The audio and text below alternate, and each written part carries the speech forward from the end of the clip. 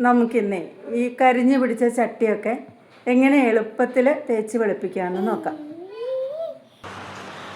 നമുക്കിന്നേ ഇതുപോലെ കരിഞ്ഞു പിടിച്ച ചട്ടിയൊക്കെ എളുപ്പം എങ്ങനെ തേച്ച് വെളുപ്പിക്കാമെന്ന് നോക്കാം. ഇപ്പം നമുക്ക് ഇതിങ്ങനെ ഇപ്പോൾ വിമ്മൊക്കെ ഇട്ട് ഇങ്ങനെ തേച്ചാൽ നല്ല അമർത്തി തേക്കേണ്ടി വരും. ഇപ്പം ഞാൻ കാണിച്ചു തരാം. അപ്പോൾ ഇത് കണ്ടോ, ഇതിൽ ഞാൻ കുറച്ച് വിമ്മ ലിക്വിഡ് ഒഴിച്ചതാണ് കേട്ടോ. ഇനി നമുക്കിത് തേച്ച് വെളുപ്പിക്കണമെങ്കിൽ കണ്ടോ, നല്ല കണ്ടോ വെളുക്കണില്ലല്ലോ, കണ്ടോ നല്ല എനർജി എടുത്തിട്ട് വേണം നമുക്ക് തേക്കാൻ, ഒന്ന് മടുത്തു പോകും. അപ്പോൾ അതിനൊരു എളുപ്പ വഴി, ഇപ്പോൾ ഇതിലേക്ക് കുറച്ച് ലിക്വിഡ് ഒഴിക്കണം. വിമ്മോ അല്ലെങ്കിൽ പ്രില്ലോ ഏതാണെങ്കിലും മതി. നമ്മൾ പാത്രം കഴുകാൻ ഉപയോഗിക്കുന്ന ലിക്വിഡ് ഏതോ അത് മതി. അതൊഴിച്ച് കുറച്ച് വെള്ളവും കൂടെ ഒഴിച്ച് നമുക്ക് അടുപ്പ്, അതായത് ഒന്ന് തിളപ്പിക്കാം. അപ്പോൾ നമുക്ക് അങ്ങനെയൊന്ന് ചെയ്ത് നോക്കാം. നമുക്കിതിലേക്ക് കുറച്ച് വിം ലിക്വിഡ് ഒഴിക്കാം. ഇത് കുറച്ച് വിം എടുത്തിട്ട് അതിലേക്ക് കുറച്ച് വെള്ളവും കൂടി ഒഴിച്ച് ഡൈല്യൂട്ട് ചെയ്ത് വെച്ചേക്കുന്നതാണ് കേട്ടോ. കുറച്ച് ലിക്വിഡ് ഒഴിച്ച് എന്നിട്ട് നമുക്കതിലേക്ക് കുറച്ച് വെള്ളം ഒഴിക്കാം. ഇതങ്ങ് മാറ്റാം കേട്ടോ. ഇത്രയും വെള്ളം ഒഴിച്ചാൽ മതി. ഇനി നമുക്കത് അടുപ്പത്ത് വെച്ച് തിളപ്പിച്ചെടുക്കാം.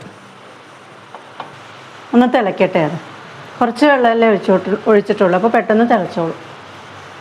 ഇത് കണ്ടോ, ഇത് തിളച്ചിട്ടുണ്ട്. ഇനി നമുക്ക് തീ ഓഫ് ചെയ്തിട്ട് ഈ വെള്ളം ഊറ്റിക്കളയാം. ഇനി നമുക്കിത് തേച്ച് നോക്കാം.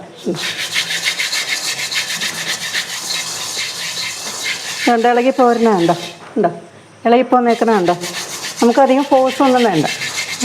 നല്ലോണം ക്ലീനാവും. സാധാ പോലെ തേച്ചാൽ മതി, നമുക്ക് അമർത്തി തേക്കുക ഒന്നും വേണ്ട. വേണ്ട,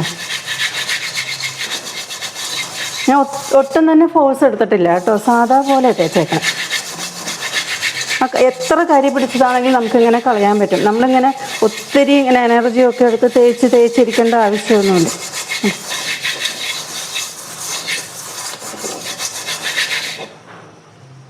നോക്കാം എന്തോരം വെളുത്തു നോക്കാം. കണ്ടോ, ആ കറ പിടിച്ചിരുന്നൊക്കെ പോയില്ലേ നോക്കിക്കേ.